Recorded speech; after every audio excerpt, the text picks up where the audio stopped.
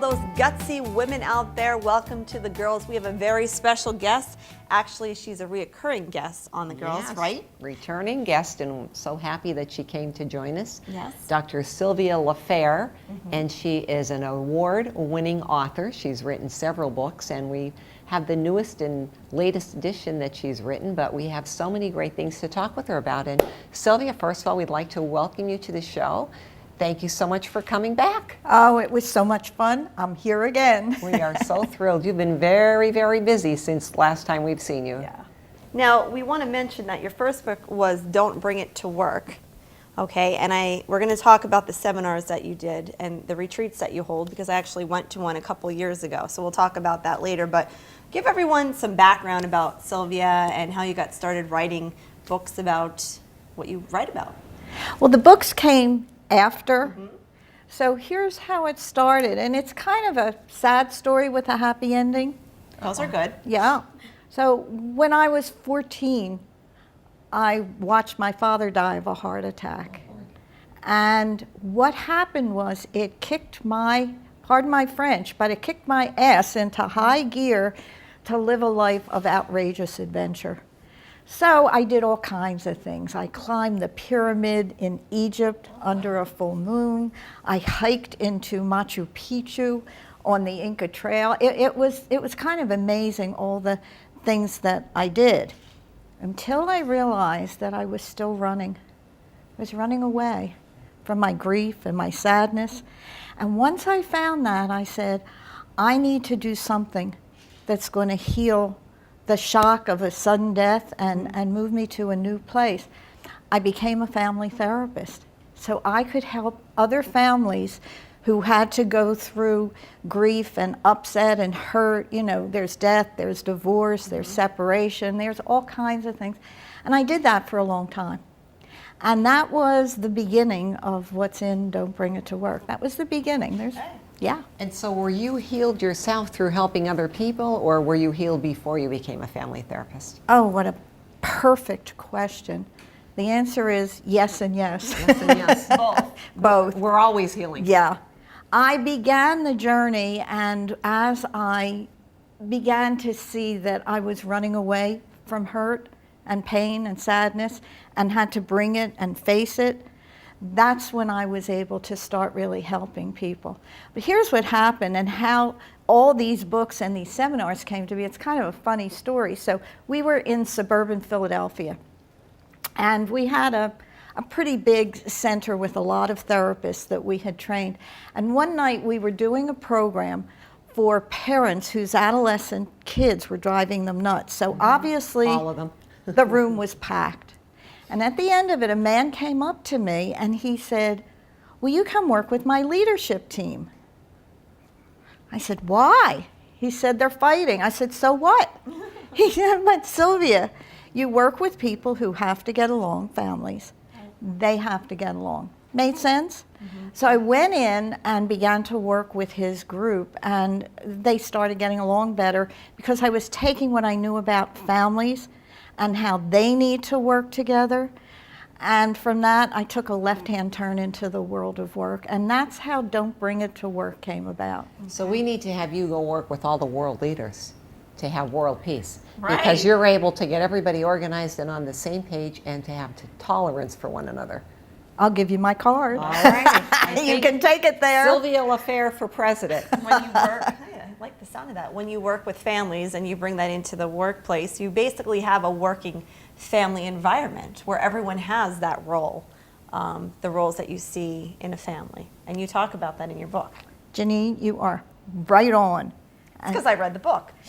I'm very impressed. But people read the book, they don't even get what you just did. That was exactly right. What we learned in our original organization, the family, and here you are, mother and daughter, right? What we learn in our original organization, we bring into the workplace. Now here's the catch.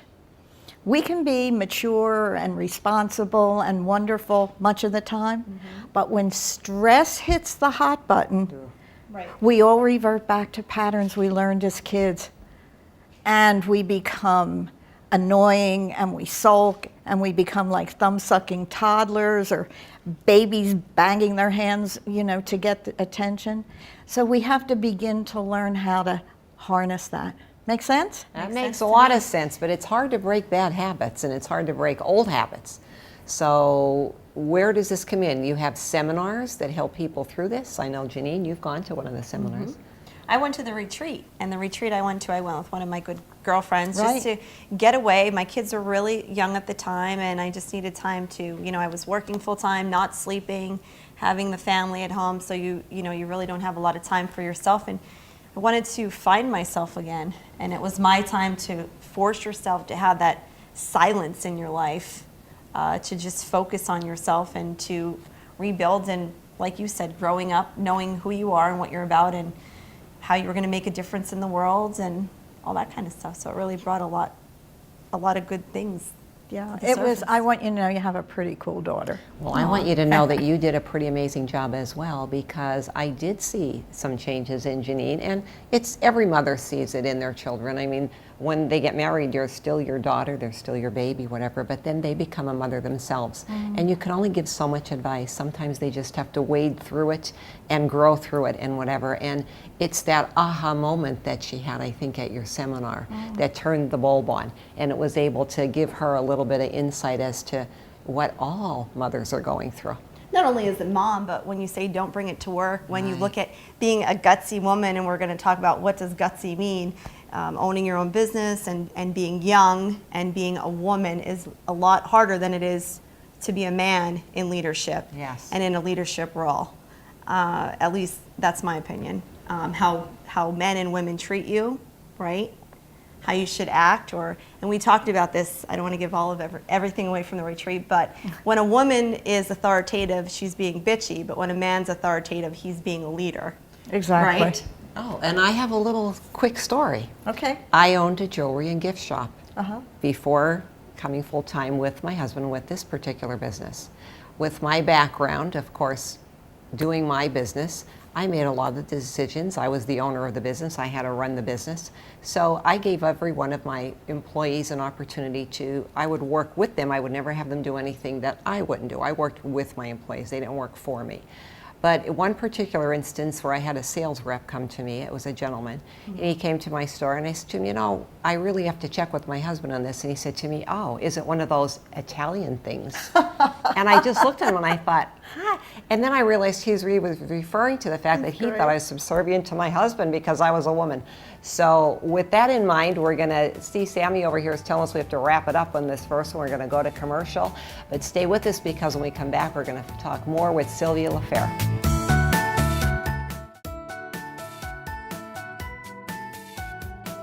Welcome back to The Girls. We have a very special guest with us, and we're talking about being gutsy, specifically being gutsy if you're a woman in today's society, right? And there's a new book out called Gutsy, How Women Leaders Make Change, and it's written by Dr. Sylvia Lafair. So thank you again for returning to The Girls. Well, I'll come back as often as you like. You're great interviewers, both of you, and I love having a gutsy mother-daughter combo here. The So- dynamic duo. We were talking about that. What does gutsy mean to me? What does it mean to you? And I just think gutsy means you stand up for yourself, you back your beliefs, and sometimes that might come across as bossy to some people, or very aggressive. I know of sometimes I've been called aggressive or bossy, if you're determined. What does gutsy mean to you? What does gutsy mean to me? I think gutsy means going for it. In my life growing up, my mother was sort of like a pioneer. She was one of the few women in the neighborhood that drove a car. Yeah. She taught everybody in the neighborhood how to drive a car. She didn't let a standard shift keep her from driving it. And she also started her own business. She was a beautician, and she did everyone's hair in the neighborhood. Then she put the business into her home and raised 4 children. And my dad worked a lot. So my mother was a do-it-all and conquer anything kind of lady. And so she was my role model. And I just always was very, very shy. I would actually blush ordering pizza. I would on the phone. And as I got older, I thought, I'm not going to get anywhere being this way, because I sat back and suffered in silence inside.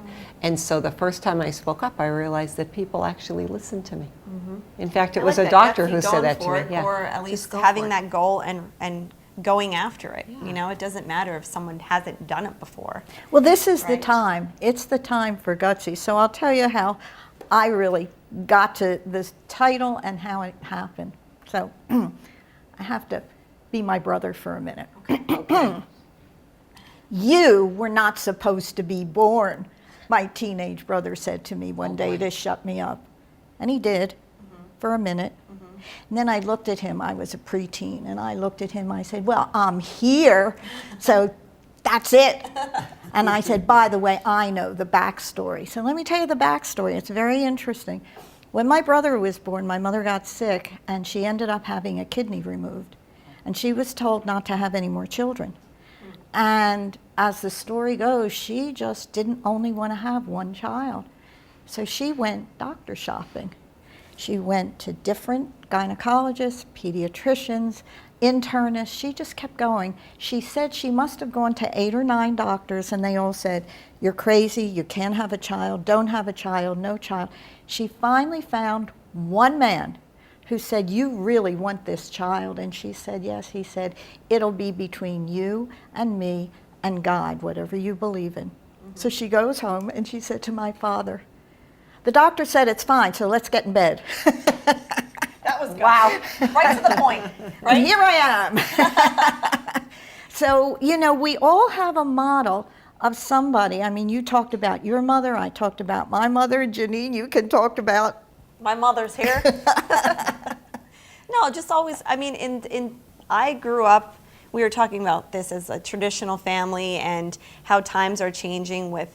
When I grew up, my parents, my mom worked.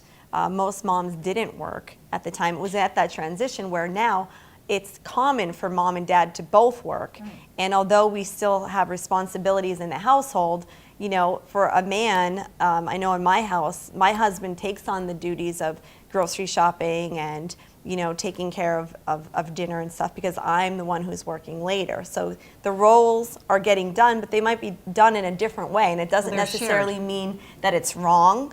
I think it's more acceptable now than it was in the past, and I think you're seeing generational changes where women, I know in the car the other day, and Alyssa, I know if she's watching, she's going to be she's shy too, but she said to me, Mom, do you think there's ever going to be a woman president? And I said, absolutely, it's going to be me or you. Oh, cute. But she said that. Let me know when, I'll vote. Right, or Sylvia. But she said that, and I was proud of her because, in today's society, women are taking on those leadership roles, and that independency is something that I do instill in my daughters, that, you should be independent. Perfect. So let me tell you a little bit about the book, Gutsy, and the cover. You want to hold it up one more time? The cover, which was done by a gal in California, I just fell in love with because it is us bursting. We're bursting out to what you're talking about, Janine, to this new way.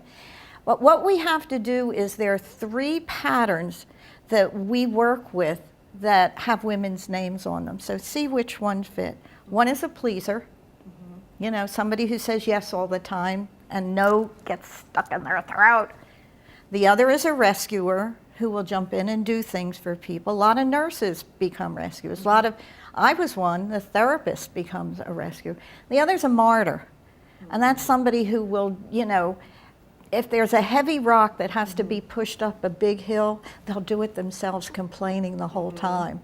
But when they finally get up there, they want a reward. They either want your firstborn child or a new car or a trip around the world. So those 3, though, women over generations have their names on them. And in the Gutsy book and in the Gutsy program, we really work to see, okay, what pattern do you have that you want to transform to what we call the positive opposite? So, the pleaser becomes a truth teller, saying, no, I don't think I'll do that, sorry. The rescuer becomes a mentor saying, let me help you figure out how to do it, but I'm not doing it for you. And the martyr becomes an integrator where they say, you two do that part, you two do that part, I'll help over here, but if we all work together, we'll get it done fast. So we can transform these patterns. And that's what we do in the workshop. We work with a lot of this. Hold that thought. Think about what you are. Are you the pleaser? Are you the martyr? And are you the rescuer? Think about that. We'll be right back. We're with Sylvia Lafair right here on SSP TV. You're watching The Girls.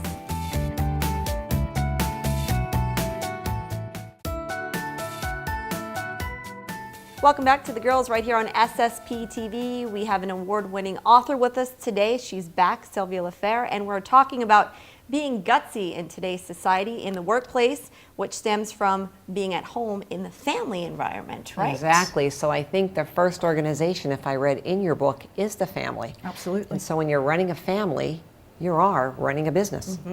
And that reflects into everything that we do, into your friendships, how girls relate to one another, and a lot of women are so catty. Is that a defense mechanism or what? What is that all about? So that's interesting. I have not experienced that. I mean, occasionally somebody's over there. Occasionally. But I have seen women more being willing to help each other, you know, maybe a little competition over, you know, clothing or stuff like that. But basically when it comes down to the bottom line, I think there's more helping than not helping. I think women are more sensitive from what I see in the workplace. At least you see that women are more sensitive at things than men are, right? Well, it's interesting, Janine, because one of the things in the workshop that you learned about was our brains are different than men's brains. I mean, it's not just... We're wired differently. We are wired differently, and it's very interesting because men like to go right to the result, and women like to think things through. We have more strands that go across both sides of the brain. And so we remember everything more than men do. We don't compartmentalize as much as men do. So we have to learn how to work with each other, and that's part of what we do in the Gutsy is also, and it's fun. I mean, we have some absolutely hysterical and some great food. Let me tell you, I just remember the food. We ate and ate. Like, we were always eating something. We were always full, because it was a 2-day retreat, you know? But, and chocolate. One thing cake. we will say is if you want to get through to a man that you want to talk to him at a certain time of the day, and when is that? Oh, yeah. You remember that? I remember this from last time, and I've been using it. Well, the research shows, this is me, just the reporter, Free advice. right? I hope everyone is listening at home.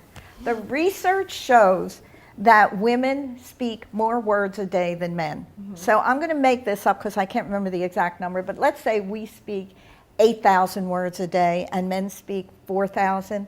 My suggestion is if you have an important conversation you want to have with a man, do it before lunch. They have more words. So talk to him in the morning, even if you have to set your alarm. Exactly. I'm more of a night person, so I have to set my alarm. Perfect. All right, final book that is just released Yeah. is called Unique. And I love the name because we're all unique. And again, it has that splash bursting with color, how story sparks diversity, inclusion, and engagement.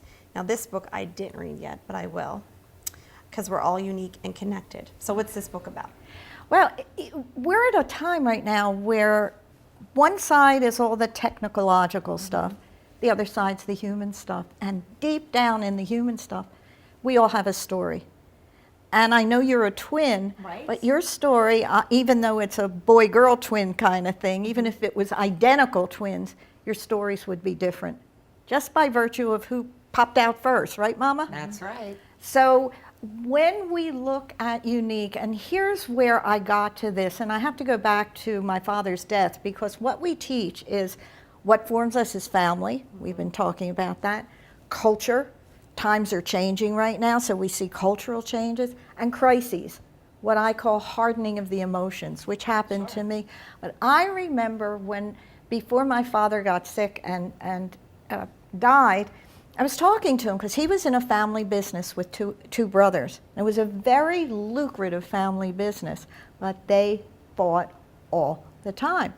So one day I said to him, you know, I was 14 years old, I said, why do you and my two uncles fight all the time? And he got really quiet and he said, I think it's because we're so different. So to me, different was a bad thing. different makes people sick, it creates stress.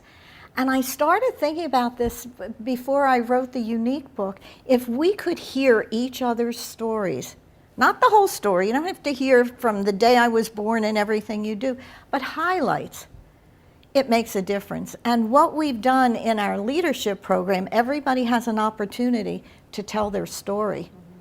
And you begin to see each other softer, kinder, different. Now, you mentioned the word different. My mother had called me several things, different nicknames, and one of the names was Debbie Different, because I always sought out different. I like different. I just think that different is wonderful. That's why you Different is a married great Dad. mix. And he is different. And I love him for that, but he's a great thinker, a mover, a shaker. He's way ahead of his times, and he always thought outside the box, always different. And I think that's what attracted me to him. But I'm attracted to people who are different. They bring something to the table, excitement, variety, whatever it is. Why would we all want to be the same?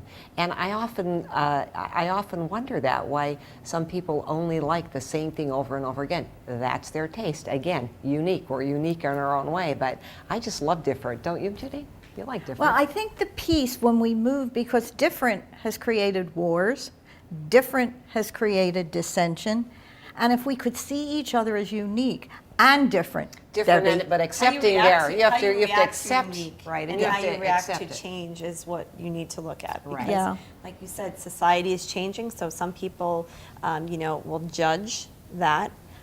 Maybe the area that you live in, like our area, we have a different culture change here. So how you react to that, is it a more proactive way, a proactive approach of opening up your heart and your arms to newcomers and welcoming their nationality, their ethnicity to the area.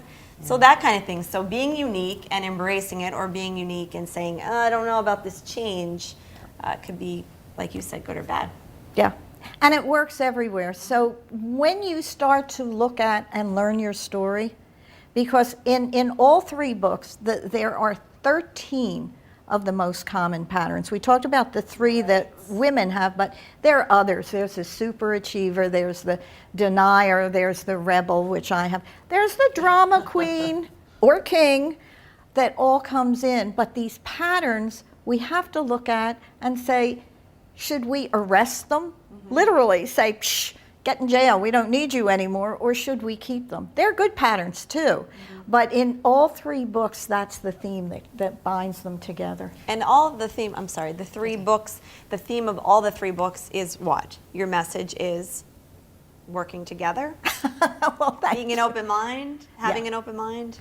The whole idea of is the SOS. If you seek to know yourself, and then in the book is the OUT technique, which is observe, understand, and transform the patterns.